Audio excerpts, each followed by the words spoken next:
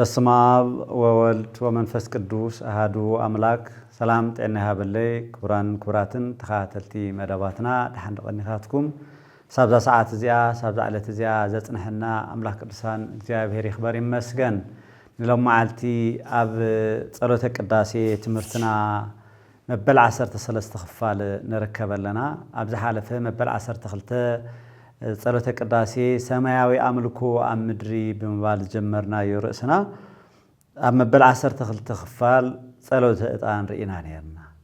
እንታይነት ዕጣንን ናይ ጸሎተ ዕጣን ትርጉሙን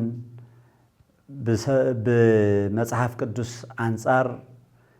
ካብ እግዚአብሔር ዝተቀበሉ ካህናት አሮን ደቁን ከምኡውን ክሳእ ዘካርያስ ቀጽሉውን በሐዲስ ኪዳን ጎይታ ኢየሱስ ክርስቶስ ኣብ ዝተወለደሉ ሰዓት ዝቀረበሉ መባ ንሱ ምዃኑ ካብቶም ተዋሃቡ ውህብቶ ሓደ ንሱን ምንባሩ ቀጽሉውን አፍቶም ቅዱሳን መላእክቲ ዓለም እቲ ሰማያዊ አምልኾ ኣብ ምድሪ ንብሎ ኣብ ሰማይ ዘሎ አምልኾ እግዚአብሔር ጸሎት ቅዱሳን ምስትዕጣን ናገበሩ እቶም መላእክቲ እግዚአብሔር ዘመስግኑሉ ጸሎት ቅዱሳን ወን ዘቅርቡሉ ምዃኑ ስለዚ ዕጣን ወይ ድማ ጸሎት ዕጣን አምልኾት እግዚአብሔር እንገልጸሉ ጸሎት ዕጣን ጸሎት ቅዱሳን ብምዑዝ መዓዛ ዘለዎ ኮይኑ ኣብ ቅድሚ እግዚአብሔር ዝቀርበሉ ምሳሌ ምዃኑ ብቶም ቅዱሳን መላእክትን ቅዱሳን ኩሎም ኣብ ቅድሚ እግዚአብሔር ዘለው ቅዱሳን ጸሎቶም በጸሎተ ዕጣን ኣብ ቅድሚ እግዚአብሔር ዘመስግንዎ ምስጋና ተሳተፍቲ ምዃንና ናይ ሰማያዊ አምልኾ ተኻፈልቲ ኮይንና ኣብዚ ንገብሮ ተሳትፎ ድማ በር መንግስተ አምላኽ ነንኳሕኳሕሉን ዘለዓለማዊ ክብሪ ንምውራስ ኣብዚ ምድሪ ንላመዶ ዘለዓለማዊ ህይወትና ዘዘኻኽረና ምዃኑ ርኢና ነርና ጸሎተ ዕጣን ጸሎተ ዕጣን እንታይ ይመስል ነይሩ ኢልና ኣብ 12 ክፋል ምስረአና ቀጽሉ ዘሎ ብዛዕባ ጸሎተ ዕጣን ዝቀርበሉ ጸሎታት እውን ርኢና ስለ ዝነበርና ቀጥታ ካፍቶም ዝተሓረዩ ዕጣናት ሒዙ ናፍቲ ዕጣን መሰውኢ ኮይኑ ዝቀርብ ጽንሃ ኢልና ንጽውዖ ወይ ከዓ ከምዚ ናወር ሻሕሻሕ እናበሉ ዝጥቀሙሉ ካህናት ዕጣን ድማ ዝዓጥንሉ ሓዊ ጓህረ ቅሚጦምስ ዕጣን ብልዕሊ ገይሮም ዕጣን እናገበሩ ጸሎት ዘብጽሕሉ ጽንሃ ሒዙ እቲ ዋና ቀዳሲ ካህን ወይ ከዓ ሰራይ ካህን ንብሎ ወይ ገባሬ ሰናይ እናበልና ንጽውዖ እቲ ዋና ተቀዳማይ ቀሺ ነቲ ጽንሃ ሒዙ ንስግድ እናበለ ካብ ዘመስግነሉ ወይ ከዓ ካብ አምልኾ ካብ ዝህበሉ ደቂ ሰባት ኩሎም ህዝበ ክርስቲያናዊ ኣብቲ ቅዳሴ ሰዓት እውን ምስኡ ዝሳተፉሉ ናይ አምልኾ ስርዓት መበገስ ጌርና ኢና ሎም መዓልቲ ድማ ክንነጋገር ስለዚ ጸሎተ ዕጣን እዚ ሓደ ግዜ ስለ ዘቅረብናዮ ኣብዚ ዝቀርበሉ ዘሎ ንአምልኾ እዩ ጸሎትን ኣብ ቅድሚ እግዚአብሔር ጥዑም መዓዛ ኮይኑ ንኽቀርብ እዩ ተሳትፎ መላእክቲ ዘቅድስዎ ቅዳሴ ንምርኣይ ወይ ከዓ ንምክፋል እዩ ኢልና እሱ ኣብ ልብና እቲና ግን እንታይ ዓይነት አምልኾ ኢና ንፍጽም ዘለና ዝብል ካብ ዘንስግድ ንበገስ ብዜማ ሓደ ግዜ ክብሎ ንምዝኻር ዝኣክል ብዜማ ንሰምዖም በትርጉሞም ዘይንፈልጦም ኣብቲ ቅዳሴ ሰዓት ብዙሓት ነገራት ክልው ስለ ዝኽእሉ ነቲ ዝፈልጥ ይፈልጦም እዩ ነቲ ብዝበለጸ ክርድኦም ዝግብኦ ነብረህሉ ለና ኩላትና ኣብ አምልኾ ንሳተፍ እንኮላይ ካህናት ግን ቀልቢ ክንህወሉ ልቢ ክንህወሉ ዘለና ይኽንምለሰ ኢና ናፍታ ዜማና ኣቴ ከምዚ ይብል እቲ ካህን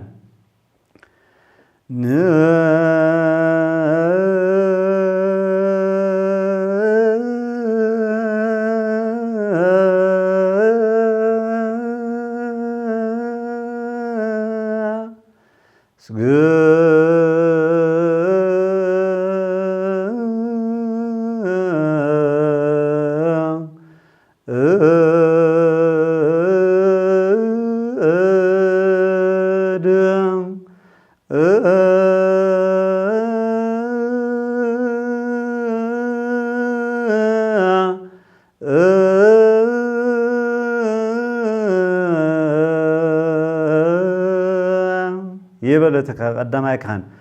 ይቅርታ እቲ ህዝቢ ድማ መሊሱ ንስግድ ማለት ንስገድ እያ ንስገድ ንመን ከም ዝስገድ ተኣማኒ ስለ ዝፈልጥ ኣብቲ መጀመርያ ቅዳሴ ክንኣት ከለና እውን ኣሃዱ ኣብ ቅዱስ ኣሃዱ ወልድ ቅዱስ ኣሃዱ እቲ መንፈስ ቅዱስ ኢሉ ምስጢረ ስላሴ ስርዓተ ኣምልኾኡ ንመን ምዃኑ ብግልፂ ንስሉስ ቅዱስ ሓደ ኣምላኽ ሰለስተ ኣካላት ሰለስተ ስማት ኢሉ ብሓደ ባህሪ ብሓደ ኣገዛዝኣ ዝምለኽ ኣምላኽና ብዝግባእ ዝምለኸሉ ጸሎት ምዃኑ ኣዘኻኺርና ከም ዝነበርና ንሱ ተኸቲሉ ሕዚ ንስግድ እንትብል ከሎ ትካህን እቲ ምእመን ይፈልጦ እዩ እሞ ንመን እዩ ዝስገድ እንተተባሂሉ ተኣምልኾ ዝወሃቦ ሓደ ኣምላኽ እዩ ግን ብሰለስተ ኣካላት ብሰለስተ ስም ዝፅዋዕ እዩ ከምዚ ይብል እቲ ህዝቢ ለኣብ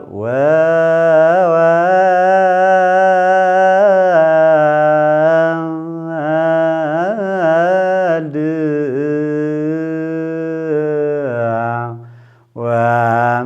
ወመንፈስ ቅዱስ እንዘ ሰለስቱ ኣሃዱ እቲ ንስገድ ክብል ከሎ ሰለስተ ከለው ሓደ ዝኾኑ ንኣብ ንወልድ ንመንፈስ ቅዱስ ኢሉ ይምልሰሉ እቲ ንሰግዶ ንመን እዩ ንኣብ ንወልድ ንመንፈስ ቅዱስ ብዛዕባ ስግደት እንታይ ማለት እዩ ኢልና ኣብቲ ዝሓለፈ እውን ርኢና ነርና ስግዱ ለእግዚአብሔር በፍርሃት ክብል ከሎ እቲ ዲያቆን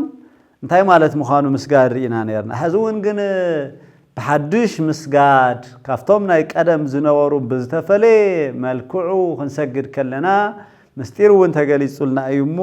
ኣብ ወልድ መንፈስ ቅዱስ ኣብ ቅድሜና እናርአና ኢና ንሰግድ ነዚ እውን ሓድሽ መንፈስ ብሓድሽ መንፈስ ዝስገደሉ ምስጋድ ከም ዝመጽእ ጎይታ ነታ ሳምራዊት ሰበይቲ ነጊርዋ ነይሩ መልእክተ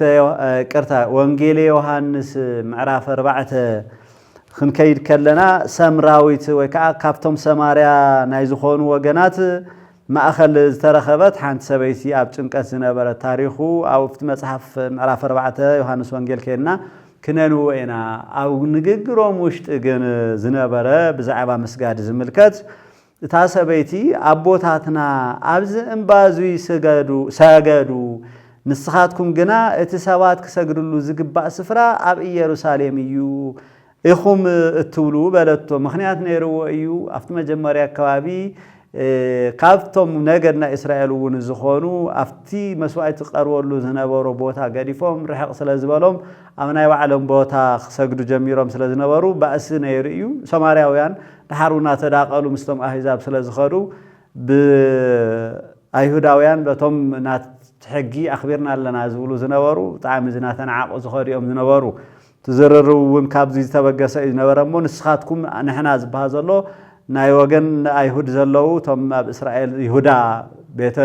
ይሁዳ ተባሂሉ ዝፅዋዕ ብዋናነት ኢየሩሳሌምን ከባቢኡን እዮም ናይ ይሁዳ ነገድ ወዲ እስራኤል ወይ ድማ ወዲ ያዕቆብ ይሁዳ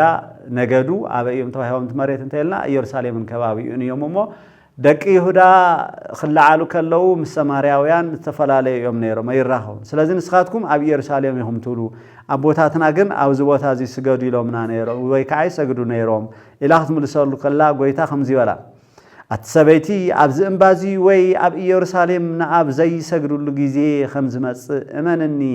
ንስኻትኩም ንዘይትፈልጥዎ ኢኹም እትሰግዱ ንሕና ግና ምድሓን ካብ ኣይሁድ እዩ እሞ ንንፈልጦ ኢና ንሰግድ እንተኾነ ይብል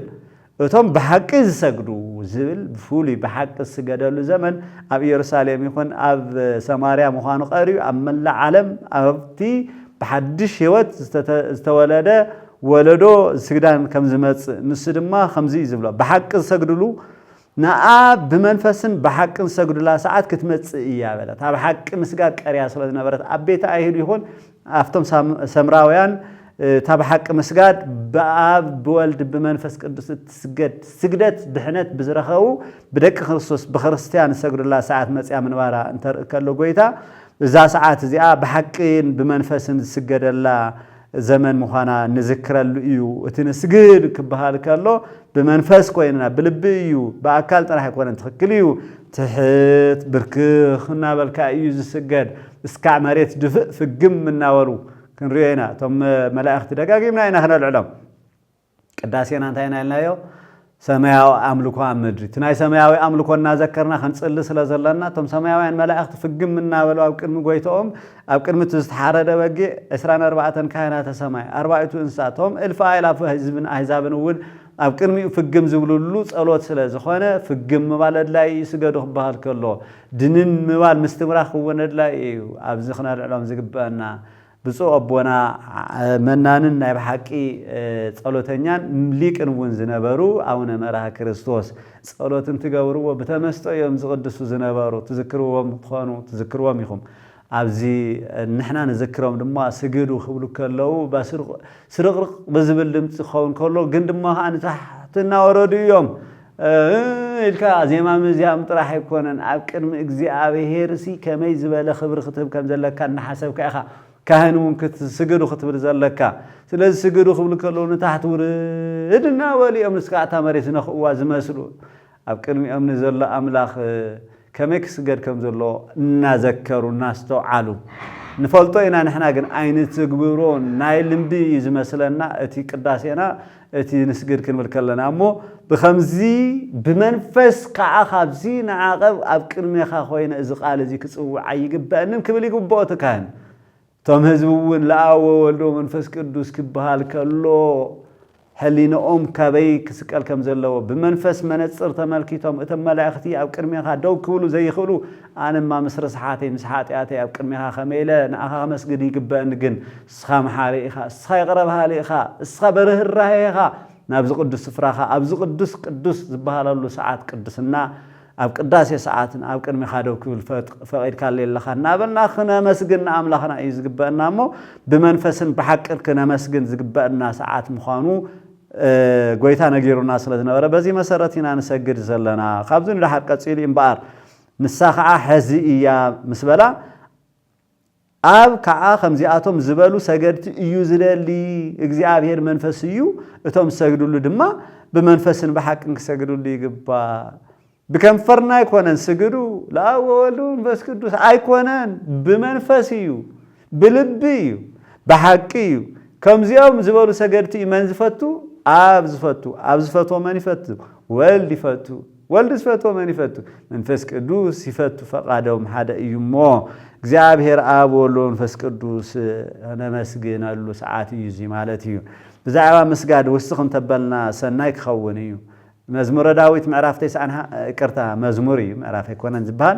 መዝሙረ ዳዊት 95 5 ተኽነንብብ ከለና ባሕርናቱ እያ ንስውን ፈጠራ ንንቁጽ ምድርውን አእዳው ሰርሖ ንዑ ንስገድ ንኡውን ንገዛ أبكرم إجزاء فتانينا نمبركخ نسوا أملاخنا أيمو نحنا دما هزب مقاسو نائداو أباقعنا مو يبل أبز مزمروزين رخو زلنا فتاري سمايات المدرن لعل كور زخوانا إجزاء بيهرلو أبكرميو نو مسئنا نجزئلو نو نمبركخلو نو نسكرلو نمنتاي نسوي أملاخنا نسوي يمو نحنا دمان تاينا مقواسوينا زحلونا زنكباخبنا أوافيرون مقبز مقبنا هيوتنا استنفاسنا زغونا نسوي زيابي هيريو بإيدو سريحو بإيدو فتيرو هزون زمقبنا زنكباخبنا نسوي منو نسقدلو زيكن حاسب زيكن ذكري قبنا نسقد كلنا تكالوت كهنسي زم كلهم بهارياتك زيابي هيرن ناتنا بادو مخانا ناتو فطران كويننا نسودما زمقبنا أبتنكتنا جزي صوابنا زرحقلنا سلام أبسأنا له سلام ذهبنا تسفاب زغورتنا له تسفانا زملنا عقبتي زي كوصي كلنا دخيموني أبدبلنا له ساعات تشكيمو زديبنا حياواي قواساك زي أبير كم زلنا خنذكر له يقبلنا نسجد كنور كلنا زي أحلينا زي يتمنفس بهذا الله بمنفس زي من مسجان سلز قبلنا يبزع واسألو تقداسينا وقزلنا نزغال زي السمع زلهم وجناتي أبوتات كهناتون بعلنا نعيت مسلون بز مسكال زي سجد كنور كلنا بيزخاتكم زين حساب ናይ ከምቱ ምምላስ ናይ ከምቱ ጭሆተይ ንግበሮ ቅዳሴና ንህዝብና ምእንታን በረከት ከብህዎ ኣብ ቅድሚ እግዚአብሔር ኢና ክንዲ ህዝብና ጸሎት እናቀርብ ዘለና እዞም ንኹሎም ነቅርቦም ዘለና ጸሎታት ግን ሰማዕነት ይረኽቡ ደለው ብመንፈስ እንተ ዘይኮይኖም ኣብ ኣይደልዮም እንተባሂሉ እዩ ብመንፈስ ዶ ነቅርቦም ንህሉ ነቲ ህዝብና እውን ንሕና ኢና ክነምህሮ ዝግባአና ዋዛ ፈዛዛ እንድሕረልዮም ቅዳሴና ኣብ ጸሎትና ዋዛ ፈዛዛ እንድሕረልዩ ንሕና እውን ነቲ ህዝበይ ንጽልየሉን ዘለና እቲ ህዝቡ ንዓና ይኽተል ኩላትና ተኸቲልና ናምንታይ ኢና ንኣቲ ናብ ገደል ኢና ንኣቲ እዚ ልቢ ክንብሎ ይግባእ ምእመናን እውን ልቢ ንበል ነስተውዕል ኣብ ቅድሜና ዘሎ ዋላይ ሰሓት ኣብ ቅድሜና ዘሎ መን ኣሎ እቲ ቅዱስ እግዚአብሔር ኣሎ ኣብ ቅድሜና ናትና ጸሎት ክቅበል ናትና ኣምልኾ ክቅበል ርህሩህ ሕያዋይ ኣምላኽና ብሓጎስ ብደስታ ከም ምዑዝ ዕጣን ኮይኑ ጸሎትና ከሽትቶ ምእንታን ኣብ ቅድሜና ኣሎ ናይቲ ካህን ህይወተይ ንመልከት እንተ ዝኸውን ሰናይ መምህር ክኸውን ይግባእ ብተግባር እውን እንተ ዘይኮነ እውን ግን ሕያዋይ ጓሳ ኣብ ቅድሚት ኣሎ ተሓቀኛ ሕያዋይ ጓሳ ጎይታ መድኃኔ ዓለም ክርስቶስ እቲ ዝተሓረደ በይዛይን በይዛኹም ዝተሓረደ በጊዕ ኣብ ቅድሚት ኣሎ ንስግድ ክብለና ከሎ ፍግም ኢልና ነቲ ሕያዋይ በጊዕና ንሰግድ እምበር ነቲ ሰብ ኣይኮንናን ንእግዚአብሔር ነቲ ሕያዋይ ጓሳና ኢና ንሰግድ ነቲ መሓሪ ኢና ንሰግድ ነቲ ጨካን ኣይኮነን ናይ ውሽጥና ኩሉ ይፈልጥ ግን ድማ ርህሩህ ስለ ዝኾነ ይቕረን ዝብለና ኢና ስለዚ እዚ ንሓሰብና ጸሎተ ቅዳሴና ክንጽልዮ ይግባእ ተመሳሳሊ ኣብ ቀዳማይ ዜና መዋዕል ምዕራፍ 16 ክንርኢ ከለና ንስሙ ዝግባእ ክብሪ ሃብዎ መባእ ሒዝኩም ኣብ ቅድሚ እተው ንእግዚአብሔር ኣብ ቅዱስ መቅደሱ ስገድሉ ዝብል ቃል ንረክበለና እሞ እዚ ትእዛዝ እዚ ብሓቂ መባእ ሒዝና በእንተ ጸሊብ እንተ እለያበው መባእ ኢልና ኢና እቲ መባእ ዝኾነ ካብኣቶም ካብቶም መባእ ሓደ ዕጣን እዩ ካብቶም መባእ ሓደ ነቲ ዝቐርብ ቅዱስ ሥጋን ክቡር ደምን ዝኸውን መባእ እዩ እዚኦም ኩሎም ሒዝና ቀሪብና ጸሊሎም እናተባሃልና ኢና ዘለና ኣብቲ ክጽለየልና ከሎፍቲ ቅዱስ ስፍራ ድማ ፍግም ኢልና ንሰግደሉ ስግዱ ክንበሃል ከለና እውን ንመስክረሉ ሰዓት እዚ እዩ ኢልና ልቢ ክንብሎ ይግባእ ካልኣይ ዜና መዋዕል እውን ተመሳሳሊ ዝኾነ ነዚ ንረክብ ኢና እቲ ቀዳማይ ዜና መዋዕል ምዕራፍ 16:29 ነይሩ ካልኣይ ዜና መዋዕል ምዕራፍ 7 ቁጥሪ 13 እስከ 16 ድማ እቲ እግዚአብሔር ኣምላኽ ንዳዊት ጽናሕ ኢልዎ ብወዱ ክስራሕ ፈቂዱ ቤተ መቅደሱ ምስ ተስረሐ መጀመርያ ጸሎት ኣብ ቤተ መቅደስ ኢልና ክንጅምር ከለና እውን ኣልዒልና እዩ ዝነበርና እግዚአብሔር ኣምላኽ ኣብዚ ቦታ እዚ መዓት ወሪዱ ፌራ ወሪዱ ኣብ መንጎ ህዝቢ ሕማም ኮይኑ ሰደድ ዘቸግር ኣንበጣ እውን እንተወረደ ዝብል ኣለዎ ንሰማይ እውን ዝናም ከየውርድ እንተዓፀኽዎ ይብል እግዚአብሔር ኣምላኽ እዞም ብስመይ ዝተሰምዩ ህዝበይ ከዓ ርእሶም ኣዋሪዶም እንተለመኑ ገጸይ እውን እንተደለዩ ካብ ክፉ መንገዶም ድማ እንተተመለሱ ሽዑ ኣነ ካብ ሰማይ ክሰምዕ እየ ሓጢኣቶም ከዓ ይቕረ ክብለሎም ምድሮም እውን ክፍውስ እየ ሕዚ እውን ኣብዛ ቦታ እዚኣ ንዝጽለ ጸሎት ኣዒንተይ ክኽፈታ እዛነይ እውን ጽን ክብላ እየን ሕዚ ድማ ስመይ ንዘለዓለም ኣብ ኣነ ክኸውን ነዛ ቤት እዚኣ መሪፀያ ኣለኹ ቀዲሰያ እውን ኣለኹ ኣዒንተይ ልበይን እውን ኩሉ ሻዕ ኣብኣ ክኾኑ እዮም ንመን ነታ ቤተ መቅደስ ነታ ቤተ ክርስቲያን ከም ዝባሃል ዘላ ብፍሉይ ካብ ገዛና ንጽልዮ ካብታ ዝተፈላለየ ናይ ማሕበር ጸሎት ቦታ ወሰን የብሉን ኣብ ኩሉ እግዚአብሔር ኣለልና ብፍላይ ግን ኣብ ቤተ መቅደስ ዝጽልየሉ ፍላይ ድማ ሕያዋይ በጊዕ ክርስቶስ ኣብ ዝተሓረደሉ ዘመን ናቱ ቅዱስ ሥጋን ክቡር ደምን ኣብ ዝፍተተሉ ኣብ ዝቅደሐሉ ቦታ ቤተ መቅደስ ኮይንና ንጽልዮ ጸሎት እግዚአብሔር ቃል ብዝኣተወ መሰረት ኣዒንቱ ዝተኸፈታ እዛን እውን ጽን ክብላና ጸሎትና ክሰምዐና ካብ ንፈርሖ መከራ ኩሉ እውን ክስውረና እሙን ዝኾነ ኣምላኽ ስለዘ ኣብ ቅድሚኡ ነቐርቦ ጸሎት ኣዒንቱ ዝሪኦኦ እዛኑ ዝሰምዖኦ ጽን ኢሉ እውን ድማ ዘዳምጾ በረከት ድማ ዘውህብ ካብ ዝመፀና መከራ እውን ዝከላኸል ምዃኑ ልቢልና ክነስተውዕሎ ይግባእ ናይቶም መላእኽቲ እውን ዘኪርና እምበኣር ንሕለፍ ራእይ መጽሓፈ ራእይ ዮሐንስ ብራእዩ ዝተመልከቶ እቲ መልአኽ ወሲዱ የርእዮ ካልኣይ ሳልሳይ እናበለ ጽውዖም እቶም መላእኽቲ ዝተፈላለዩ መላእኽቲ እዮም ዘርእይዎ እሞ ኣብ መንጎ ሰማይን ምድርን ክዝንቢ እንተሎ ረእኹ ናይ የማን ነቲ ካልኣይ መልአኽ ነቶም ኣብ ምድሪ ዝነብሩን ንኩሎም ኣሕዛብን ነገዳትን ቋንቋታትን ህዝብታትን ክሰብ ከሎም ድማ ናይ ዘለዓለም ወንጌል ሒዙ ነበረ ይብል እሞ حق زرابا رأي يوحنس بتاعم سفيح ديو بتاعم عميق ونيو تنبيت ونسلا زخانة منفس كردوس كحق زكاة ولا لا سؤال كا شباب بدنا بالكاستر قام يكونن قلت استقامت أي نايزل على مونجل حيز الله يبلون تملاخ ببرتو عدم سخاء تاز فرد الله جزية بتسيح أيامه نزي عبير فرحوه ክብርውን ሃዎ ነቲ ሰማይን ምድርን ባሕርን ዓይኒ ማያትን ዝፈጠረ ስገዱሉ ታናይ ዳዊት ዝነበረት ወይ ከዓ መዝሙረ ዳዊት 95 ዝረአናያ ኣፍታ ሐዲስ ኪዳን እውን ኣብ ሰማይ ዘለው መላእኽቲ ዝእዝዝዋ ናይ ወንጌል እምነት ናይ ወንጌል ስብከት ነሳ ምዃና በብርቱዕ ድምፂ እዩ ዝኣዋጅ ዝእውጅ ዝነበረቱ መልኣኽ ዝብለና ስለዚ ንእግዚአብሔር ፍርሕዎ ክብርውን ሃብዎ ነቲ ሰማይን ምድርን ባሕርን ዓይኒ ማያትን ዝፈጠረ ስገዱሉ ዝብል ኣዋጅ ናይቱ መልኣኽ እውን ንዘክር ሰማያውያን ዝኣወጅዎ ኣዋጅና ንፍጽሞ ዘለና ምድራዊ ስራሕ ኣይኮንና ንሰርሕ ዘለና ምስቶም ሰማያውያን መላእኽቲ ዘራኽበና ናይ ኣምልኾ ስርዓት ኢና ንሳተፍ ዘለና ዝብል ክንዝክሮ ይግባእ እቶም መላእኽቲ ድማ ከመይ ይብሉ ነበሩ ራእይ ምዕራፍ 5 ቁጥሪ 10 ምዕራፍ 4 ቁጥሪ 8 ከምኡውን ክሳዕ 11 ክነንብብ ከለና ንረኽቦ ተመርባዕቲ እንስሳ ቅዱስ ቅዱስ ቅዱስ እናበሉ ንእግዚአብሔር አምላኽ የመስግንዎ ሁሉ ዝኽእል እግዚአብሔር አምላኽ ዝነበረን ዘሎን ዝመጽእን ካብ ምባልሲ ኣይቋረጽን ይብለና ስለዚህ ታ ቅዱስ ቅዱስ ቅዱስ ዘሎ ምስጋና እንታይ እዩ ለአብ ወወልድ ወመንፈስ ቅዱስ እናበልና እንጽዋዕ ዘለና ሰለስቲኦም አካላት ቅዱሳን እዮም ኢልና ቅዱስ ቅዱስ ቅዱስ ብንዋርና እቶም መላእክቲ ኢና ንጥቀም ዘለና ስለዚህ ነዛ አምላኽ እዚ ፍግም ኢሎም ከዓ ድማ ይብል እቲ ካብ ምባል ይቋርጹን እቶም 24 ነሕልቕ ድማ ኣብ ቅድሚቲ ኣብ ዙፋን ዝተቐመጠ ነቲ ንዘላለም ዓለም ሕያው ኮይኑ ዝነብር ፍግም ኢሎም ሰገዱሉ ስካን እዚ ተመላእኽቲ እናሰገዱ ቅዱስ ቅዱስ ቅዱስ ዝብልዎ ኣምልኾ ኢና ኣብ ቅዳሴና ንምልኽ ዘለና ንቅዳሴ ዓብይ ቦታ ንሃቦ ደጊምና ደጋጊምና ንዛረብለና ናይ ክርስቶስ ኮይንና ሰንበተ ክርስቲያን እንተዘይቀዲስና ዳም ብምንታይ እዩ ተሳትፎ ሰማያዊ ኣምልኾና ክንገልጾ ከመይልና ኸይና ዳሙ ኣብዚ ምድሪ እዚ ከይተኣዘዝና ኣብ ሰማይ ዘሎ ቅዳሴ ከነቀድስ ጽባሕ ልበባንበል መንግስተ ሰማያት ከኣት ዘይደል ሰብ ዶ ይህሉ ይኾን ካባና ተዓባይ ጸሎት ልዕሊ ኩሎም ጸሎት ቅዳሴ እያ ለይቲ ዓገግ እናበለ ሓዲሩ ሰፍቲ መእሰሪ ገዲፍዎ ይኸይድ ረብንበል ገሊኡ ድማ ቅዳሴ ሰዓት ክውዳ ምንታን ክሳናበት ቀልጢፉ ፀሓይ ወሪቑ ይኸይድ ታይ ከም ዝበሃል ዘሎ ፍቲ ቅዳሴ ኣብ ውሽጢ ቤተ ክርስቲያን ኣትዩ ይፈልጥን ወይ ይቕበሎ ዝግብኦ ቅዱስ መስዋዕቲ ኣብ ቀራንዮ ዝተቆረሰ ስጋ ኣብ ቀራንዮ ዝፈሰሰ ደም ተዳልዩሉ እናሃለወስ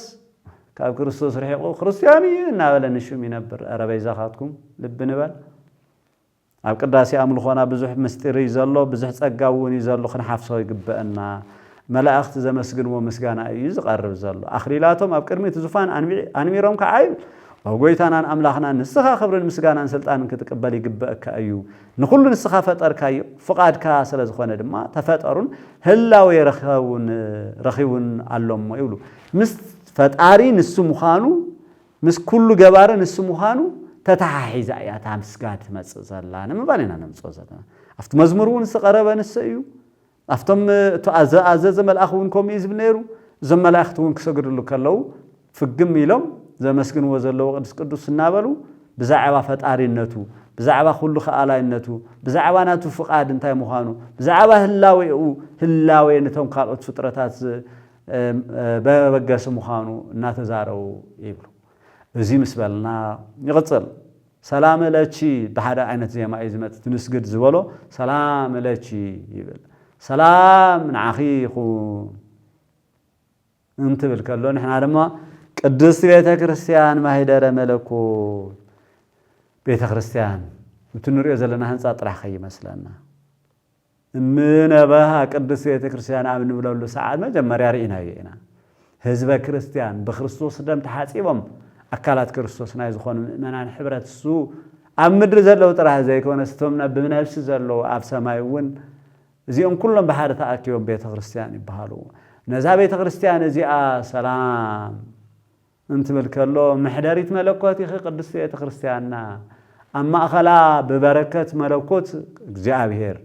መለኮት ማለት እግዚአብሔር ማለት እዩ ካሊእ ሓይሊ የለን ካሊእ በዓል ስልጣን የለን ስልጣን ዘለዎ ገዛኢ ዝምለኽ በዓል ስልጣን ንሱ እዩ ንሱ ድማ ኣብዛ ሕብረት እዚኣ እውን ኣሎ ነታ ቤተ ክርስቲያን ነታ ህንፃ እንተወሲድና እውን ቅዱስ ቅዱስ እናተባሃለ ኣብ ዝምስገነሉ ጸሎት ኣብ ዝቐርበሉ ከም ዝርከብ ከም ተዓንቶ ኣብ ካልኣይ ዜና መዋዕል ንሰሎሞን ዝተኣተወትሉ ቃል መሰረት كم زركون أمنيو محدر ملكوتيا مؤمنان دما تملكوت يقدسهم يبارخهم ينصهم بركته دما يبزحلهم ጭንቀተን كلون يغلاغللهم زبل ترجمه الله زين الردايو امون غنا مننيو نبلفت ساعات እግዚአብሔርንዮ افتسبسمنا افتمسبسامنا مننيو እግዚአብሔርንዮ سلام نعاخاتكم يخون نتبهلا سلام تاينا نقابر زلنا سلام دما من ክርስቶስ ይልና ይና سلام ለኩልኩም አብዝብል ትናይካህን ቃል ክንዝክር ከለና ባር ብዛዕባ ቤተ ክርስቲያን ሰላምታ ማሃብ መጽሐፍ ቅዱሳዊ መረዳታውነለና ቅዱስ ጳውሎስ መንገዲ ሓልፉ ከለው ናብ ኢየሩሳሌም ኣብ ቂሳርያ በጽሑ ኣብ ቂሳርያ ምስ በጽሐ ናብ ቤተ ክርስቲያን አትዩውን ናአመንቲ ሰላም ምስበለ ናብ አንጾኪያ ወረደ ይቅርታ ናብ አንጾኪያ ናወረድዮም ናብ አንጾኪያ ናሓለፉ ከለው በቂሳርያ ገይሮም ናብ አንጾኪያ ቀድሞ ምውራዶም አፍቲ በቂሳርያ ዘለው ምእመናን ዘለው ቦታ ኸይዱ ሰላም ኢሉ ሰላምታ ኸን ዘቅረበሎም ሰላም በፍቅር መንባር ያርኢ ሰላም ኮይኑልና እዩ በክርስቶስ መመስካር ያርኢ ሰላም ናይ ሰላም አምላኽ ኢየሱስ ክርስቶስ ዘሓዘ ሁሉ ጊዜ ሰላም አለው ናይ መንፈስ ሰላም አለው በስጋ ክሳቀ ይኽእል እዩ በስጋ ክስቀል ይኽእል እዩ በስጋ ከም ሐዋርያት ክስንጠቅ ክሕረድ ክግረፍ ክስቀል ቆርበቱን ክቅለጥ ይኽእል እዩ وكنا كما زيتبه كمز تبهاله إلو قدوس باولوس ون بعد تناجرو يخون دامبر ولا قدوس باولوس وكنا كما زيتبه على خمس تبهاله يخون دامبر من يهد جنة فكر ولا كريستوس كاب كريستوس فقر يزفلينا من يو سلازوالي يوم لما هوريات لنا نخبروا زلنا على سماعة النت نمقبل زباقو قدوس باولوس قدوس بيتروس قال أتومون ببجيزي يوم سماعة النت استقبلوا سلازوخنا سلام كريستوس زلوهم بسقوم ولا مكر يبصحيهم بنفسهم سلاماوي يعني يوم نخالطون سلام يوم سوكو ولد سلام يوم مو سلام يوم زنقسو نعرقن سلام عند انبر نصل ان باسن زنقحو ايكون موتان يوم نزي ما نز عالم زي استسقالو سلازخونو سلازي بزح ترغم بزح مبرهي زلو نحنا ناي سلام كريستوس دق زخنا اخر بسلام كنبر ننبعلنا سلام كنبحال مع عالمون سلام كنكون كم زلنا ون يزر زلو ناي سلام كريستوس ولد انت خوينا سلازي سلام نبيت كريستيان كم زوهاب قدوس باولوس رينا لنا ناب بيت كريستيان اتيون نامنت سلام مسبله زبل قال نركب لنا كيد لنا دما رومي معرف 16 قصر 5 خنن بكلنا نتا ابيتهم زلا بيت كريستيان يبل سلام بلو لي نتين ክርስቶስ بمؤمن اب اسيا مجمر تازخونه ኤጲኔጦስ ፍቁረይ ሰላም በሉልይ ሰላምታ ያቀርብ አቂላ ጵርስቅላዝ ባህሉ ፈትዎም ነይሩ ኣብ ገዞም ቤተ ክርስቲያን ገይሮም ነይሮም እምበኣር ኣብዛ ቤተ ክርስቲያኖም ዘላ ኣብ ቆሮንቶስ ውን ረኽባ ዝብሎ ነገር ኣለዎ ስለዚ ኣብ ቤቶም ዘላ ቤተ ክርስቲያን ኢሉ ኣብ ቤት እንዳሰባት ምእመናን ይእከቡ ነይሮም ኣምልኾ ይፍጽሙ ነይሮም ንምንታይ ቤተ ክርስቲያን ሰሪሕካ ከምዘን ኢሎም ህንፃ ሳንጸሉ ዘመን ስለዘይነበረ ስለዚህ አቤቶም ዘላ ቤተ ክርስቲያን ማለት ሕመረት ምእመናን በክርስቶስ ክርስቲያን ናይ ዝተባሃሉ ነዚያቶም ኩሎም ከምታ በአካል ከይዱ ሰላም ዝበሎም ኣብ ቂሳርያ ኣብ ሮም ንዘለው ድማ እንታይ ይብሎም ኣሎ ሰላም ታቀርቡልይ ካው ብዝርዝርና ናብ ሕድሕዶም ቶም ዝፈትዎም አገልገልቲ ውን ሰላም በሉልይ እና በለይ ዝገልጸሉ ዚናይ መዛዘም ምዕራፍ ስለ ዝኾነ ናይ ሮሜ ማለት እዩ ቀዳማይ ቆሮንቶስ ውን ኣብ ኤስያ ዘለዋ ኣብያተ ክርስቲያን በዓል አቂላ ጵርስቅላ ዘለው ማለት እዩ አተን ኣብ ኤስያ ዘለዋ ኣብያተ ክርስቲያን ሰላም ይብላኹም ኣለዋ አቂላን ጵርስቅላን ምስታ ኣብ ቤቶም እትእከብ ቤተ ክርስቲያን ኮይኖም ብጎይታ ብዙሕ ሰላም ይብልኹም ኣለው ኢሉ ንቆሮንቶሳውያን ድማ ካበይ ይለኸሎም ኣሎ ማለት እዩ ካብ ኤፌሶን ኤስያ ማለት ንእሽቶ ኤስያ ተባሂላ ጽዋዕ ነበረት ናይ ሎሚ ቱርክ እያ ካብ ቱርኩን ብፍሉይ ኤስያ ተባሂሉ ጽዋዕ ነበረ በትናይ ግብረ ሐዋርያት ክሪኦ ከለና ኤፌሶንን ከባቢኡን ዝነበረ እዩ ኣብ ኤፌሶን ኮይኑ አቂላ ጵርስቅላ ኣብ ገዝኦም ቤተ ክርስቲያን ነይራ እሳታ ቤተ ክርስቲያን ንሳ ባዕላስ ሰላም ትብለኩም ኣላ ማለት ታንጻ ይኮነ ሰላም ትብዘላ ቶም ምእመናን እዮም ኣብ ቤቶም እትእከብ እንደውም ዝብላ ኣብ ቤቶም እትእከብ ቤተ ክርስቲያን ታይና ዝብል ንብል ወናምን ባህቲ ቅዱስ ቤተ ክርስቲያን እንተላኢለ ኩሉ ጉባኤ ዘሐዋርያት ናሰበኹ ብሰብሰዋ ኣብቲ መሰረት ክርስቶስ ኣብ ልዕሊኡ ማለት እዩ ብሰብሰዋ ቀፂሉ ሰአሊ ለነ ይብል እቲ ካህን ሰአሊ ለነ ማለት ለምንልና እቲ ህዝቢ ድማ መሊሱ ድንግል ማርያም ወላዲተ አምላክ ሰአሊ ለነ ለምንልና ለምንለይ ለምንልና ኢልና ክንጽውዕ መጽሐፍ ቅዱሳዊ እዩውን ኣይኮነን ነቶም ቅዱሳንስ ኣይኮነን ወላዲተ አምላክ ንድንግል ማርያምስ ነቶም ኣብ ተፈላለዩ ዓድታት ዝነበሩ ቅዱስ ጳውሎስ ዘምሃሮም እውን ተምሃሮኡ ንሱን ክርስቲያን ዝገበሮም ንሱን ዝግስጾም እኳን ባዕሎምሲ ኣገልግሎትና ንኽፋጠን ንኽቀላጠፍ ስለይ ጸልዩ ለምኑልና እናበለ ንሰብ ተሰሎንቄ ኣብ ካልኣይ መልእኽቱ ምዕራፍ 3 ቁጽሪ 1 ክሳብ 2 ክነንብብ ከለና ንረኽቦ ቃል ከምኡ ዝብል እምበኣር ንሕና ከዓ ነታ ወላዲተ አምላኽ ዝኾነት ቅድስት ድንግል ማርያም ሽም ፀዊዕና ሰአሊ ለነ ለምንልና እንትንብል ከለና ድንግል ማርያም ወላዲተ አምላክ ጎይታ መድኃኔ ዓለም ኢየሱስ ክርስቶስ ኣደ ክትኮኖ መሕደሪት ክትኮኖ ሰማያትን ምድርን ኩሎም ዘይውስንዎ ኣብ ማህፀና ንኽትውስኖ ፈቃዱ ዝኾነላ ክብርቲ ቅድስቲ ካብቶም ኪሩቤል ድማ ልዕል ዝበለትን ቤትና ቅድስት ድንግል ማርያም ብዝሃባ ቃል ኪዳን ጎይታ ክምሕረና ጎይታ ይቅረኽብለና ጎይታ ጸሎትና ክሰምዐና እሙን ስለ ዝኾነ ከምቲ በእንተ እግዝእትና ማርያም መሃረነ ክርስቶስ እናበልና ንልምኖ ጸሎት ልመና ደቂ ሰባት ብስም ቅድስት ድንግል ማርያም ናብኡ እንትቐርብ ከሎ ጎይታ መሓሪ እዩ እሞ ስለዚ ሰአሊ ለነ ንብለለና ድንግል ማርያም ወላዲተ አምላክ እዚ ኦርቶዶክሳዊ ሕቶ ይኮነን ግን ምስክርነት እውን ኢና ንምስክር ዘለና ብሕቱም ድንግልና ጸኒሳ ብሕቱም ድንግልና ከምዝ ወለደቶ ድንግል ኮይና ድማ ከምዝ ነበረት ከምቲ ሕዝቅኤል እውን ዝተዛረቦ ኣብኣትዩ ዝወፀ ሓደ ንጉስ ኣሎ ግን ንሳ ኩሉ ግዜ ሕትምቲ ኮይና ትነብር ዝበሎ ድንግልና ኢና ንምስክር ዘለና ወላዲተ አምላክ ዝብል እውን ካብ ቅድስት ድንግል ማርያም ዝተወለደ ቅድመ ዓለም ዝነበረን ዓለማት ኩሉ ዝፈጠረ ኩሉ ብኡ ዝኾነት ቀዳማዊ ቃል እዩ ለዚ ንሱ በአምላክነቱ እኳ ተዘይወለደቶ በስግኡ ክትወልዶ ከላ ግን ንመን ያወሊዳ እንተልና ክልተ አካላት የለውን እሞ ነቲ ሓደ ስግው ቃል ዝኾነ ንአምላኽ ያወሊዳ ዝብል ናይ ኤፌሶን ጉባኤ አዋጅ እውን እዩ ብዘመን ቄርሎስ ሊቅ ስለዚ ወላዲተ አምላክ ያ አደና ቤትና ቅድስት ድንግል ማርያም አምላኽ ዝወለደት ያ ኢልና በቄርሎሳዊ መሰረት እምነት እንመስክረሉ ዘለና መዃንና ክንፈልጥ ነዚውን ብዝግባእ መርትዖታት ከልውና እዮም መበገሲና ዋና ርእስና ገርና ንኸደሉ ሰማያዊ አምልኮ ኣብ ምድሪ ጸሎተ ቅዳሴ መጽሐፍ ቅዱሳውነቱ ብመንፈስ መሪሕነት ኣብዚ ተቃኒና ንዘለዓለም ድማ ምስ ቅዱሳኑ ቅዱስ እናብልና ንነብሩ አምልኮ መጽሐፍ ቅዱሳውን መንፈስ ቅዱሳዊ መሪሕ ዘለዎን ምዃኑ ምርኣይ እሞ ሕዚ እውን ካብ መጽሐፍ ቅዱስ ክንርኢ ከለና ሉቃስ ወንጌል ምዕራፍ 1 ቁጽሪ 35 መልአኽ መጽኡ ተዛረባ ቅዱስ መልአኽ ብስራታዊ መልአኽ ቅዱስ ገብርኤል መንፈስ ቅዱስ ናባኻ ከመጽዩ ኃይል ልዑል እግዚአብሔር እውን ክጽልለክ እዩ ስለዚ እቲ ካባኺ ዝውለድ ቅዱስ እዩ ወዲ እግዚአብሔር እውን ክበሃል ኢሉ ወዲ እግዚአብሔር ምዃኑ ገሊጹልና እሞ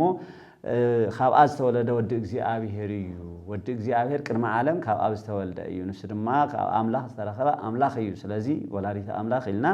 ንጽዋዕ ኣለና እዚ ቅጽል ኣቢሉ ኣብ ሉቃስ እውን ብስራት ነቶም ጓሶት ክንገሮም ከለውን ተመሳሳሊ ኢና ንረክብ ምስተወለደ ክውለድ እዩ ዝብል ጥራሕ ቃል መልአኽ ቅዱስ ገብርኤል ተነገራ ከም ዘሎ ኮይኑ ኮና ንወስን እሱ ጥራሕ ዘይኮነስ ሉቃስ ወንጌል ምዕራፍ 2 ቁጽሪ 11 እውን ምስተወለደ ሎሚ መድሕን ንሱ እውን ክርስቶስ ጎይታ ዝተባሃለ ንሱ እዩ ቶም ካልኦት ጎይታ ክባሃሉ ንምድራዊ ንጎይትነት ክኸውን ይኽእል ብመንፈሳዊ ጎይትነት ጎይታ ዝበሃል ግን ሓደ እግዚአብሔር ንሱ ጥራሕ እዩ ንሱ ድማ ክርስቶስ ተባሂሉ ትጽቢት ዝግበረሉ ዝነበረ መሲሕ ወይ ከዓ ትቀው እዩ ሰብ ክኸውን ከሎ አምላኽ ዝኾነ እሞ ንሱ ጎይታ ከም ዝተወለደ ኣብ ከተማ ዳዊት ተወሊድኩም ኣሎ ተባሂሉ ከም ዝተነገረ ንሱ ወዲ አምላኽ ኢየሱስ ክርስቶስ እዩ ዝተወለደ ካብኣ ዝወለደቶ ቤትና ቅድስት ድንግል ማርያም ድማ ወላዲተ አምላኽ ተባሂላ ትጽዋዕ ስለዚ ወላዲተ አምላኽ ዝኾንኪ ንስኺ ለምንልና ዝብል ዜማ ጸሎት አሎ አንቲ ውእቱ ይቅጽል ምስክርነት ኣብዚ ብቅድስት ድንግል ማርያም ውዳሴ ገርና ውዳሴ ሰንበት ውሽጢ ነረኽቦ ውዳሴ ማርያም አንቲ ውእቱ ማይጠንት ዝብል እቲ ካህን አንቲ ውእቱ ኢሉ ብዜማ ኸዚሙ ከሎን ህዝብ ድማ ሁሉ ተቀቢሉ ተዘቀድስ ዘለዎ ንኽባረኸሉ ጸሎት እውን ኣለዎ ምስክርነት እውን ኣለዎ ማይጠንት ዘወርቅ ይብል እታ በወርቅ ዝተለበጠት በወርቅ ዝተሸለመት ማይጠንት ንስኺ ኢሉ ይቅበለሎ ማለት እዩ እዚ ማለት ድማ አየና ማይጠንት ያ እንተበልና ኣብ ኦሪት ቤተ መቅደስ ውሽጢ ተቀሚጣ ዝነበረት በወርቅ ዝተሸለመት ማይጠንት ከም ዝነበረት ንረክብ ኢና እዛ ማይጠንት እዚኣ ኣብ ውሽጣ እንታይ እዩ ዝግበር ነይሩ ሓዊ ይግበር ፍሕሚ ይግበር ወይ ከዓ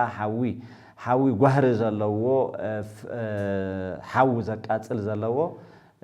ፍሕሚ ይግበር እዚ ኣብ ልዕሊኡ ድማ እንታይ ይውሰኸሉ ዕጣን እዩ ዝውሰኸሉ እምበኣር ኣብዚ ዕጣን እዚ ምዑዝ ዝኾነ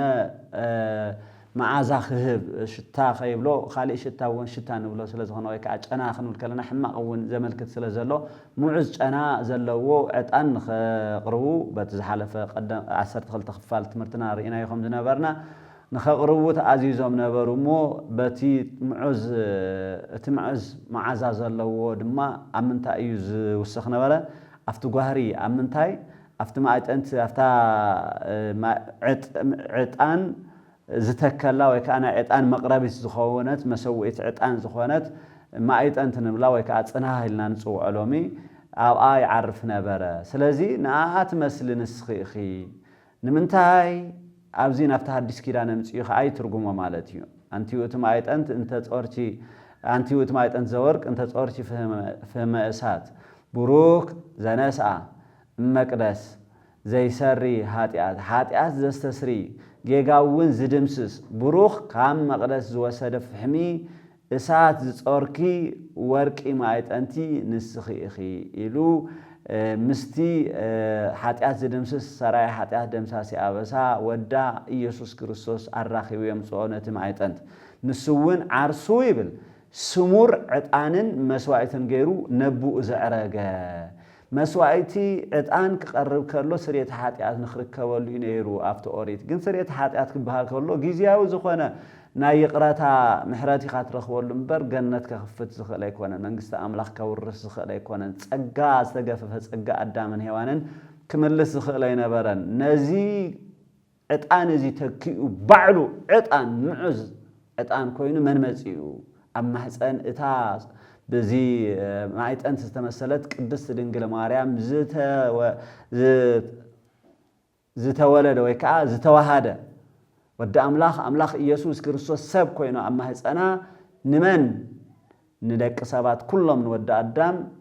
ምዑዝ ማይጠንት ገይሩ ንባዕሉ እንታይ ክኸውን ናብ ሓዊ ክተክኽ ብዕጣኑ ድማ ኃጢአት ስርየት ክህብ ብመዓዝኡ ድማ እቲ ዝተበላሽወ ዝተጨማለቐ ዝረስሐ መንነት ወዲ ኣዳም ደቂ ሰባት ኩሎም ከም ዕዝን ኣብ ቅድሚ እግዚኣብሔር ቅቡል ክኸውንን ምእንታን ንባዕሉ ጎይታ ኢየሱስ ክርስቶስ ከምቲ ዕጣን ኣብ ሓዊ ትተክኽ ንባዕሉ ንመስቀል ንግርፋት ንስቃይ ንመከራ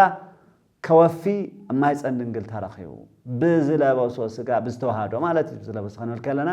ብዝተዋሃዶ ስጋ ድማ ተገረፈ ተሰቐለ ተሸንከረ ጸምአ መከራ ተቀበለ እዚ ኩሉ ከም ሓዊ ኮይኑ ኣቃጺልዎ ድማ ቤዛይን ቤዛኹምን ቤዛ ኩሉ ዓለም ምዑዝ መስዋዕት ኮይኑ ኣብ ቅድሚ ኣቦኡ ቀረበ ናብ መን ቀረበ እዩ ናብ ኣቦኡ እዩ እንታይ ገይሩ ምዑዝ መዓዛ ዘለዎ ዕጣን ገይሩ ዘአረገ ለአውሁ ርእሶ ዕጣነ ወመስዋዕተ ስሙረ ተቀባልነት ዘለዎ ምዑዝ ዕጣን መስዋዕት ገይሩ ነብኡ ንባዕሉ መስዋዕት ገይሩ ኣቅረበ ባር ንባዕሉ መስዋዕት ገይሩ ከቅርብ ከሎ ታይ ኮይኑሎ መስዋዕት ኮይኑ ቀሪቡሎ መን يقربዎ ባዕሉ ማንም አይገደዶን ከምቱ በጊዕ ተጎቲቱ መጽኡ ዝሕረድ ካልኦት ጎተተ ይኮኑ መጽኡ ባዕሉ እትዝ መስዋዕት ኮይኑ ዝቀርብ ዘሎ ከም ዕጣን ሙዑዝ መዓዛ ዘሎ ዕጣን ኮይኑ መስዋዕት ኮይኑ ዝቀርብ ዘሎ ሕያዋይ በጊዕ ባዕሉ ይመጽኡ ኳዳሳ ይግበካን ክባል ከሎ ናይ ሰብዳ አንበር ናይ መንፈስ ይተሐስም ዘለኻ ምخላኻ ቅድመ ይርሐቅ ሰይጣን ናበለን ጴጥሮስ እናገሰጸ ናይ ግድን ክስቀለሎ ወዲ ሰብ ንዓለም ኩሉ ህይወት ክህብ እናበለ ብፍቃዱ ንባዕሉ መስዋዕት ገይሩ ኣብ ቅድመ ብኡ ሙዑዝ መዓዛ ዘለዎ ዕጣን ገይሩ መስዋዕት ገይሩ ዘቅረበ መን እዩ ጎይታ መድኃኔ ዓለም ክርስቶስ ስለዚ ኣብ ማህፀንኪ ዝተዋሃደ ሰብ ዝኾነ ንስኽ ድማ ብማዕጠንት መልክዕ ዝተቀመጥኪ ንስኺ ስለዚ ስለ ድንግል ማርያም ከልዕል ከሎ በዚ እንታይ ዝኸውን ዘሎ ፍቅዳሴና ነገረ ድሕነትና ኢና ንምስክር ዘለና ዝተኸፈለልና ዋጋ ኢና ንዝክር ዘለና ከመይሉ እዩ ዋጋና ከፊሉ ክርስቶስ ኣብ ሓዊ ከም ዝቃጸል ዕጣን ንዓናት ዕጣን እንታይ ይህበና ሰናይ ዝኾነ መዓዛ ይህበና ንሱ ግን ይተክኽ ዘሎ ብሓዊ ይቃጸል ዘሎ ጎይታ ኢየሱስ ክርስቶስ ናተይ ናትኩምን ህይወት ከምዕስ ድማ ከማ ኣብታ ሓዊ ኣብታ ስቅላት ኣብታ ግርፋት ኣብታ መከራ ሰብነትና ተዋሂዱ እዩ ዝተገረፈልና ዘድሓነና ብኡ እዩ ብቐሊል ኣይኮንና እንድሕና እምበኣር እዚ ምስ በለ ካባኸ ዝተወልደ ቃል እግዚኣብሔር እዩ ኢሉ ነብኡ ዘዕረገስ መን እዩ ካባኸ ዝተወልደ ቃል እግዚኣብሔር ቀዳማዊ ቃል ካብኣ ብምውላዱ ዘመን ተቆፂሩሉ ኣብ 33 ዓመቱ ንዓና ኩሉ ዋጋ ከፊሉ ቤዛ ኮይኑና እዚ ምስ በልና እንታይ ንብል ንሰግድ ለከ ክርስቶስ እንብል ታናይ ኣብ ሰንበት ውዳሴ ማርያም ዘላ እንትዩ ማይጠንት ምስ ወዳና እዚ ዝገበርካልና ተበላሹ ዝነበረ ንኽትጨንዎ ወይ ከዓ ነፍንጫኻ ዘጸግም ኣዝዩ ዝሸትት ሕማቕ ሽታ ዝነበረ ህይወት ወዲ ሰብ ኣብ ቅድሚ እግዚኣብሔር ዘጽልእ ዝነበረ መዓዛ ክህልዎ ንስኻ ኣብ ሓዊ ማለት ኣብ መስቀል ተቐቢልካ መከራ ተቐቢልካ ደም ካፍሲስካ ስጋ ቆሪስካ ህይወት ዝሃብካና መድኃኔ ዓለም ክርስቶስ ንዓኻ ንሰግድ ኣለና ካብ ብልቢ ትክክል በአካል ንሰግድ ክበአና ንሱ ምስክር ስለ ዝኾነ ጎንና ንዘለዎ ግን ካብ ብልብና ንክርስቶስ ንሰግደሉ ሰግድ ለከ ክርስቶስ ምስመን ቀዳማዊ ቃል እኮ በይነ ይኮነን ኣብ እግዚአብሔር ነበረ እዩ ዝብል እግዚአብሔር እውን ነበረ እዩ ስለዚ ኣብ መንፈስ ቅዱስ ህልው እዩ ምስጢረ ሥላሴ እዚ ድማ ንምስክር ንሰግድ ለከ ክርስቶስ ምስለ አቡከ ሄር ሰማያዊ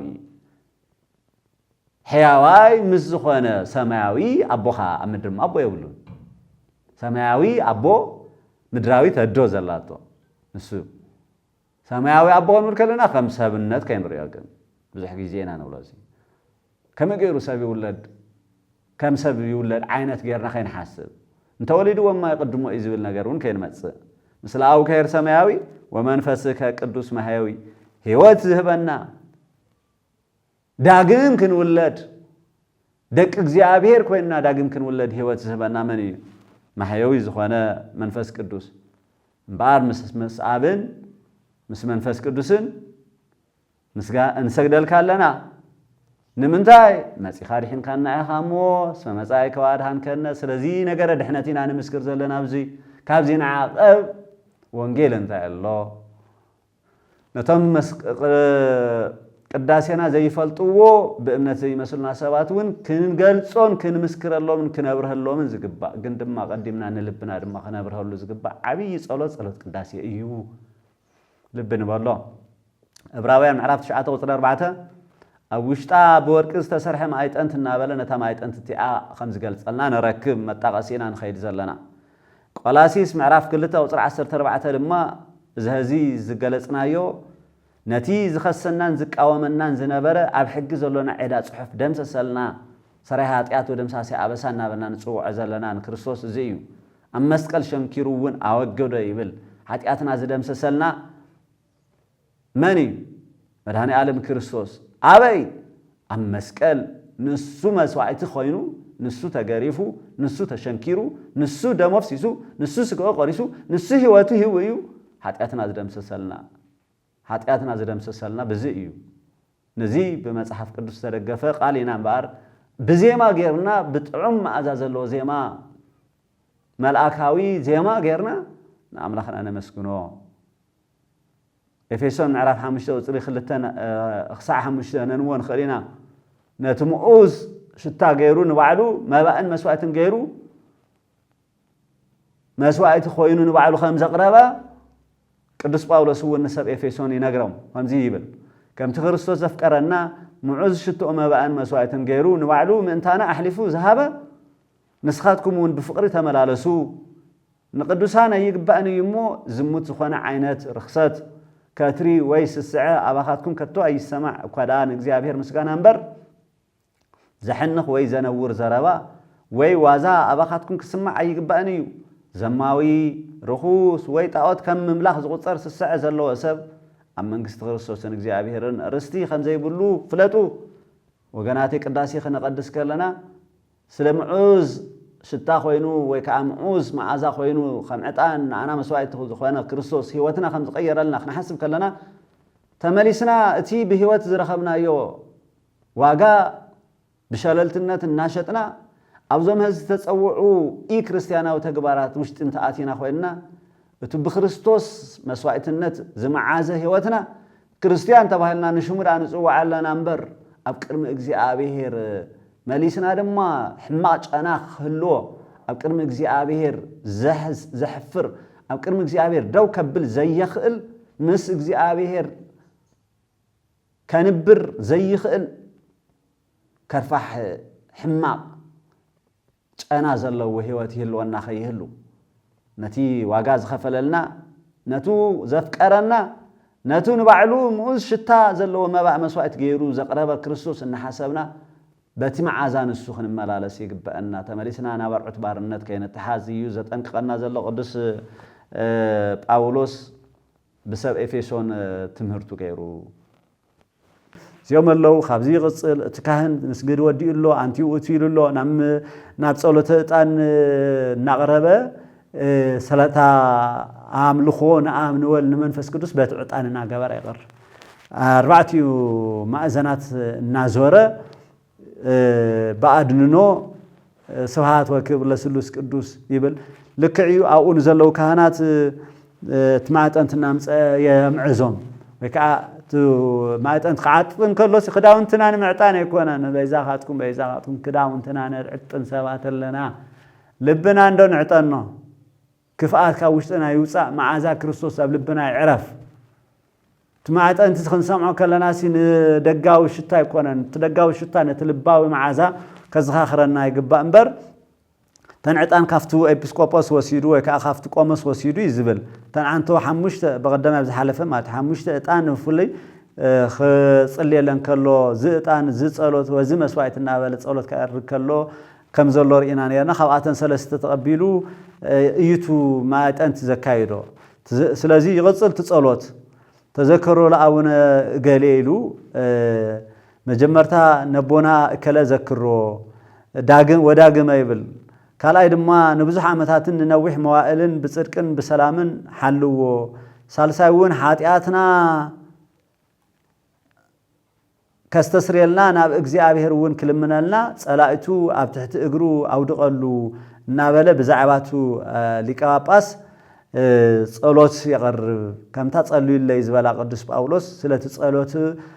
ስለቲ ጳጳስ እውን ይጽልእ እዩ ንምንታይ ጸሎት እቲ ጳጳስ ኣብ ቅድሚ እግዚአብሔር ተሰማዕነት ክህልዎ ጸሎት እቲ ጳጳስ ከንታይ እዩ ኣባጊዕ ይሓልወለይ ኣባጊዕ ንመንግስቲ ካውርሰለ እዩ ካልእ ኣይኮነን ሓላፍነቱ ንሱ እዩ ንሱን ጥራሕ እዩ ኣብ ቅድሚኡ ድማ ጸላእቱ ኣብ ትሕቲ እግሩ ኣውድቐሉ ቶም ጸላእቱ ዝበሃሉ ዘለዉ ኣጋንንቲ እዮም ኢሉ እዩ ኣብቲ ናይ ትግርኛ መጽሓፍና እውን ኣብ ሓጹር ገይሩ እዩ ዘቕምጦ ወይ ድማ ጸላእቱ ወይ ድማ ኣጋንንቲ ከም ማለት እዩ ኢሉ ዘቕምጦ ድሕሪዚ ነቶም ካህናት እውን ነብሲ ወከፍ ኦ ኣቦይ ቀሺ ኦ ኣብየ ቀሲስ ይብል ኣለዎ በታ ቅድስቲ ጸሎትካ ክትዝክረኒ እልምነካ ኣለኹ ይብል ኦ ኣብየ ቀሲስ ከመ ትዘከረኒ በጸሎትከ ቅድስት በታ ጸሎትካ ቅድስቲ ተዘክረኒ ይብል ንሱ እውን ንሳቶም ከንታይ ይብልዎ እግዚአብሔር ይተወከፍ መስዋዕተከ ወያጽየኑ መዓዛ ዕጣነከ እግዚአብሔር ኣብ ናይ በኹሪ ቤተ ክርስቲያን ዘለው ቤተ ክርስቲያን ክርስቶስ ዝኾነት በኹሪ ዝኾኑ እዚኦም ኣልዒልናዮም ኢና ኣብቲ መጀመርያ ኣሃዱ ቅድሚ ባሉ እውን እቲ ካህን ዘልዕሎ ነጥቢ ስለ ዝኾነ ዘርዚርናዮ ኣለና በኹሪ ቤተ ክርስቲያን ዝተባሃሉ መስዋዕቲ ዘቕርቡ ዝነበሩ መስዋዕቲ መልከጼዴቅ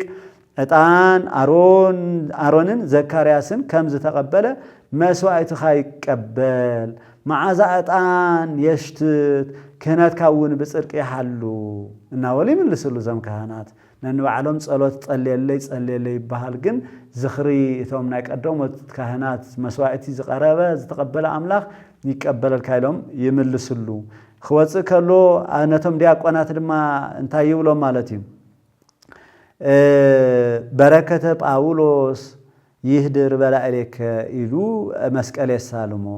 እቲ በረከተ ጳውሎስ ዝብሎ ዘሎ ጳውሎስ እንታይ ዓይነት በረከት ረኺቡ ብሰፊሑ ኣብ ትምህርቲ ታሪኽ ህይወት ቅዱስ ጳውሎስ ዝዝከር እዩ መጀመርያ ቃል እግዚአብሔር ተማሂሩ ኣብ እግር ገማልያል ኮይኑ ግን በተ ቃል እግዚአብሔር ንሳ ነቲ ሓቂ ክርስቶስ ክረኽቦ ኣይከኣለን ነበረ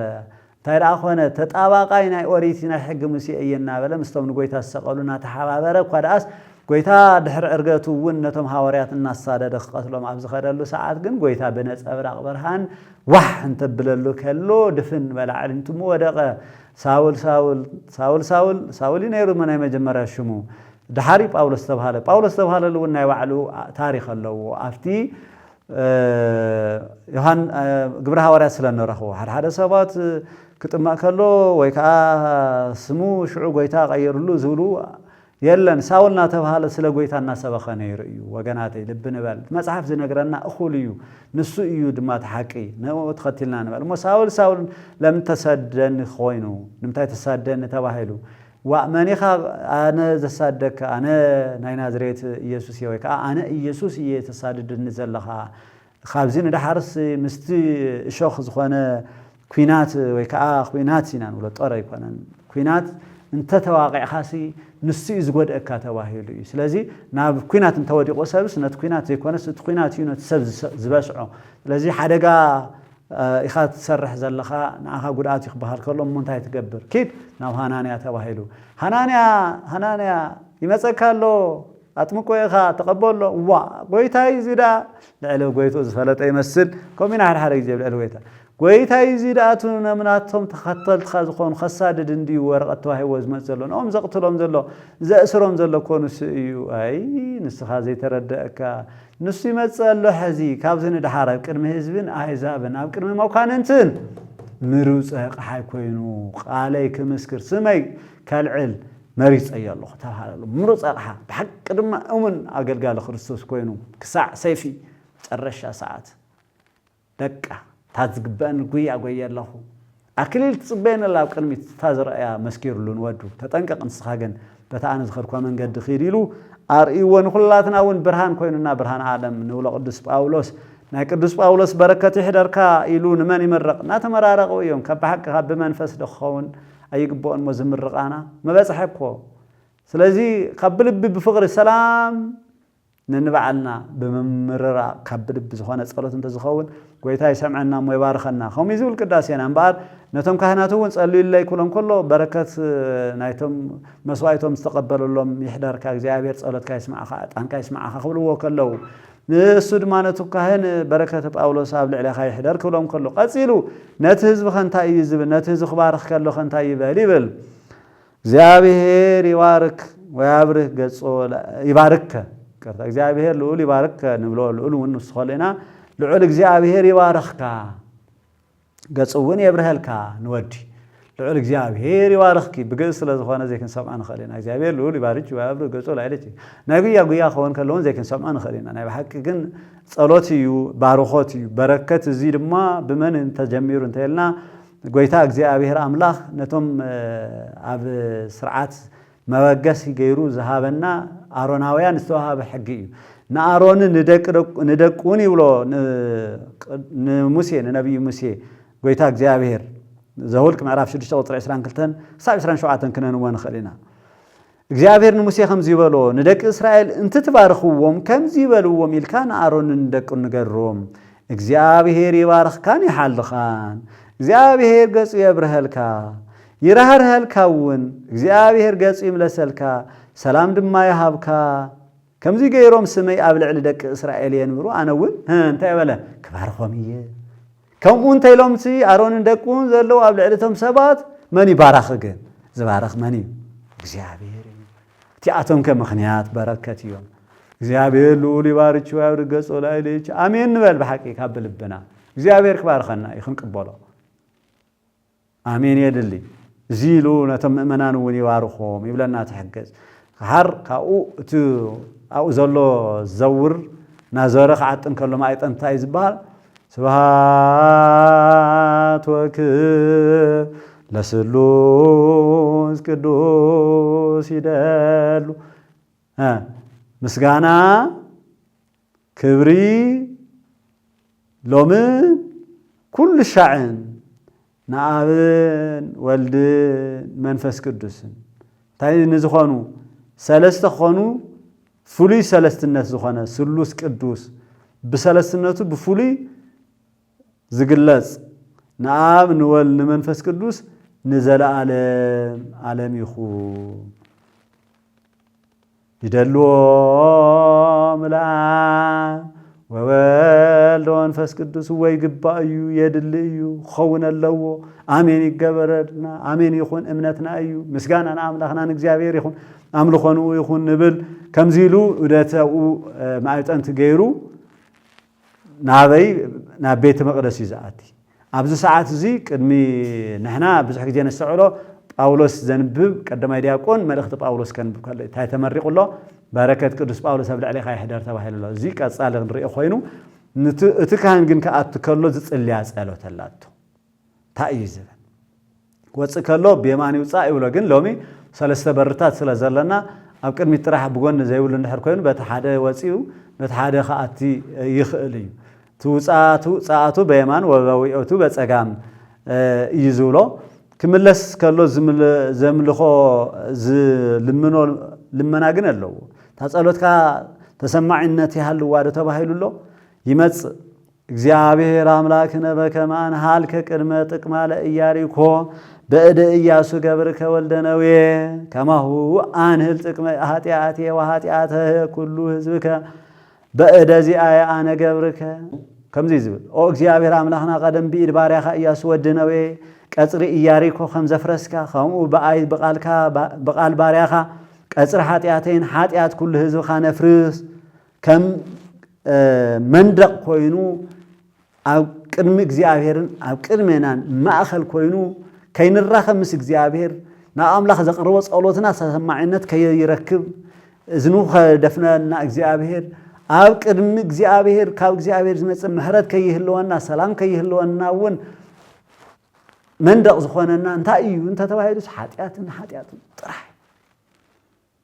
እዚ ኃጢአት እዚ ከም እንባ ኢያሪኮ ትበሃል ዓዲ እስራኤላውያን ናብ ከነአን ከኣቱ ከለው ሙሴ ስንካ ዓሪፉሎ ብባሕሪ ዮርዳኖስ ተሻገሮም ንኽሻገሩ ስልጣን ዝተዋሃቦ ኢያሱ እዩ ዝነበረ ናይ ጎይታና ናይ ኢየሱስ ክርስቶስ ስም እዩ ኢያሱ ማለት ኢየሱስ የሹዋ እዩ ጥንተ መሰረቱ የሹዋ መድኃኒት አክሊለ ስምከ ዘይትቄጸል በርእሱ አህጉረ ጸርወረሰ ኢያሱ ተባሂሉሉ እዩ ኢያሱ ሽምካ ስለ ዝሓዘ እዩ ናይቶም ጸላእቱ ዓዲ ወሪሩ ክሕዝ ዓቕሚ ስልጣን ዝኾኖ ይብልቱ ናይ መልካ ኢየሱስ ደራሲ እሞ ከምኡ ኢያሱ መጺኡ ክልምን ከሎ እታ ከተማ ብሓቂ ብሓያል መንደቕ ዝተኸበበትን ከቢድን ንምእታዋ ነበረት ግን እግዚአብሔር ጸሎት ኣቕርቡ በሎም ልመና ቅረቡ ምህለላ ተማህለሉ ዑደት ገበሩ ዑደት ቤተ ክርስቲያን ዝወር ናይዚ እዩ ምህለላ ናይዚ እዩ እንታይ ስለ ዝሰብር ኣብ ቅድሚ እግዚአብሔር ዓቀበት ኮይኑ ምስ እግዚአብሔር ከይንራኸብ ዝገብረና ዘሎ ካብ እግዚአብሔር በረከት ከይንረክብ ዝገብረና ዘሎ ኃጢአትና እንባ ኮይኑ ስለ ዘሎ ዝእንባ እዚ ዱዕዋዕ ምእንታን ክብል ብምህላ እግዚኦ እንትብሉ ከለው እያ ዝተናወፀት ኢያሪኮ ዱዕዋዕ ኣበሉ ናታ ቅጽርታት ወይ ከዓ ናታ መካባብያታት ሓጹራታ ካብ ዘሎ ዳሕር ጠፋእና በሉ እቶም ሓያላት ሰራዊት ዝነበሩ ንባዕልቶም ጠፍኡ ከተማ ኢያሪኮ ድማ ተቆጻጸርዋ ከምዚ ጌርካ ከም ዘፍረስካ ይብሎ ትካህን ቀጽሪ ኢያሪኮ ከም ዘፍረስካ ከምኡ በአይ በቃል ባርያኻ ሽዑ ብጸሎት ኢያሱ ብጸሎት ተመኡ ዝነበሩ ካህናት እዩ እግዚኦ ክብልኩም መለሉ ከለው መን የፍሪስዎ ግን እንተበልና እግዚአብሔር እዩ ትናይቲ ማሊና ኢያሱ አምላኽ ሎሙ እውን ናትና አምላኽ እዩ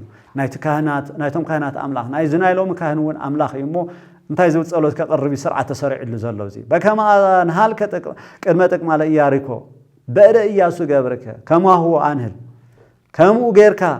ከም ወድነው ኢያሱ ጸሎት ሰሚዕኻ ዘቀደ ኃጢአቶም እንባ ዘፍረስካሎም እንባ ኮይኑና ዘሎ ኣብ መንጎና መንጎኻን ጸሎትና ከይስማዕ ጌርና ዘሎ ጸሎትና ክትቅበለና ምሕረት ካባኻ ክንቅበል ምሳኻ ክንራኸበሉ ኃጢአትና ፍርሰልና ናተይን ናይቲ ኩሉ ህዝብን ኃጢአት ፍርሲ ካብዚ ንዓቐብ ጸሎት ደንዩ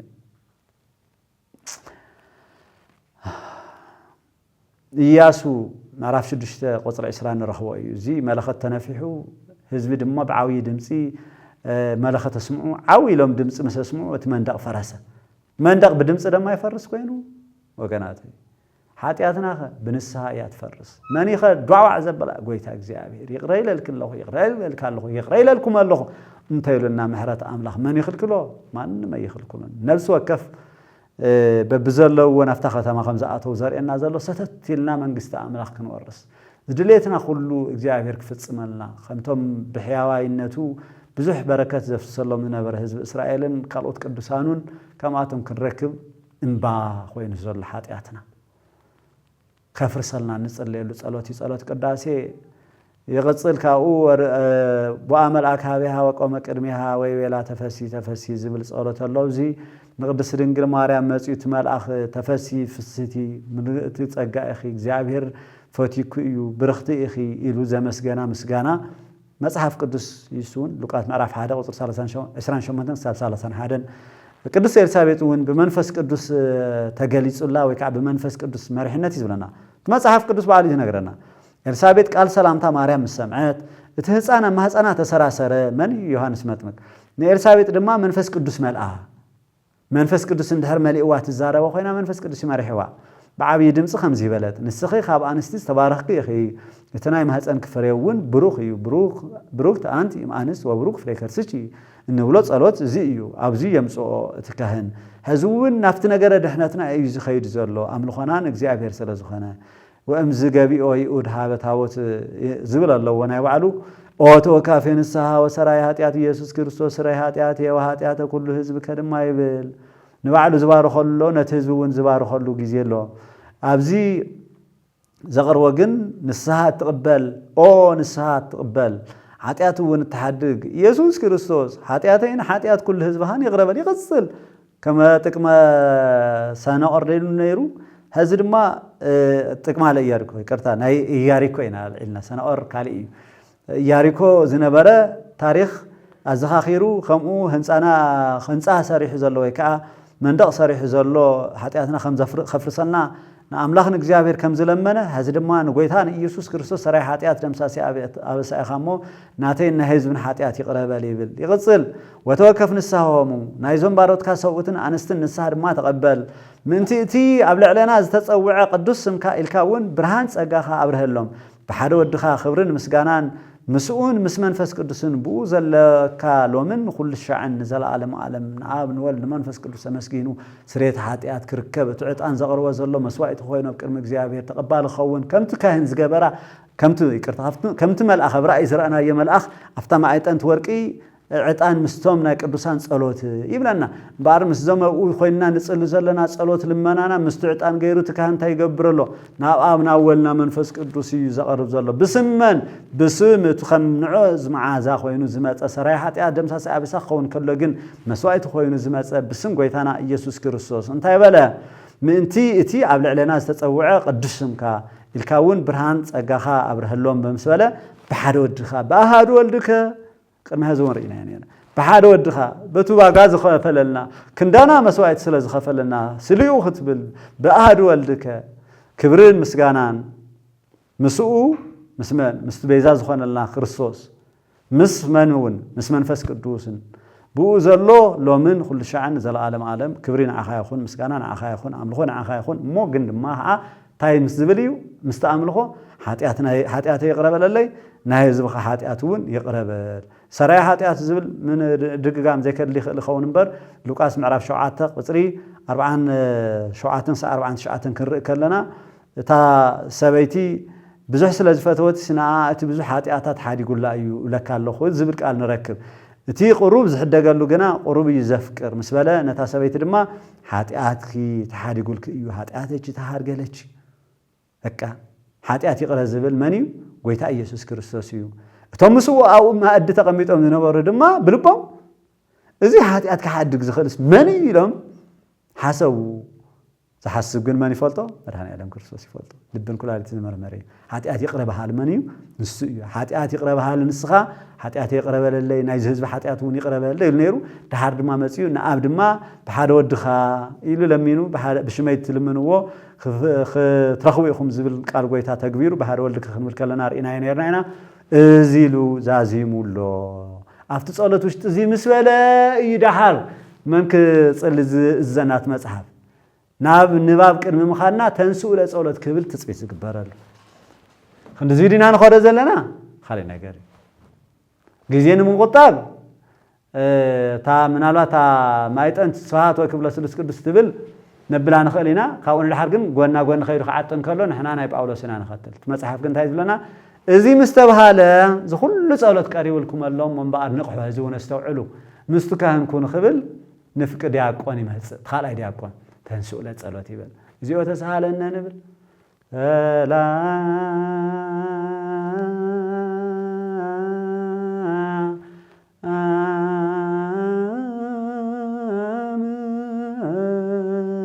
على كل كم يقول خالع كهن سلام فسك